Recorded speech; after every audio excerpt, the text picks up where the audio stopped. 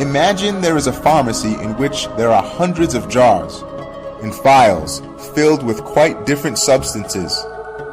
A living potion and a living remedy are required for those medicaments. So we go to the pharmacy and see that they are to be found there in abundance, yet in great variety. We examine each of the potions and see that the ingredients have been taken in varying but precise amounts from each of the jars and phials, 1 ounce from this, 3 from that, 7 from the next, and so on. If 1 ounce too much or too little had been taken, the potion would not have been living and would have displayed its special quality. Next, we study the living remedy. Again, the ingredients have been taken from the jars in a particular measure, so that if even the most minute amount too much or too little had been taken, the remedy would have lost its special property. Now, although the jars number more than 50, the ingredients have been taken from each according to measures and amounts that are all different. Is it in any way possible or probable that the phials and jars should have been knocked over by a strange coincidence or sudden gust of wind, and that only the precise, though different, amounts that had been taken from each of them should have been split and then arranged themselves and come together to form the remedy? Is there anything more superstitious, impossible, and absurd than this?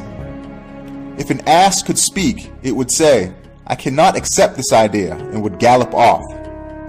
Similarly, each living being may be likened to the living potion in the comparison, and each plant to a living remedy. For they are composed of matter that has been taken in most precise measure from truly numerous and truly various substances. If these are attributed to causes and the elements, and it is claimed causes created these, it is unreasonable, impossible, and absurd 100 times over, just as it was to claim that the potion in the pharmacy came into existence through the phials being knocked over by accident. In short, the vital substances in this vast pharmacy of the universe, which are measured on the scales of divine determining and decree of the all-wise and pre-eternal one, can only come into existence through a boundless wisdom, infinite knowledge, and all-encompassing will. The unfortunate person who declares that they are the work of blind, deaf, and innumerable elements and causes and natures which stream like floods, and the foolish, delirious person who claims that that wondrous remedy poured itself out when the phials were knocked over and formed itself, are certainly unreasonable and nonsensical.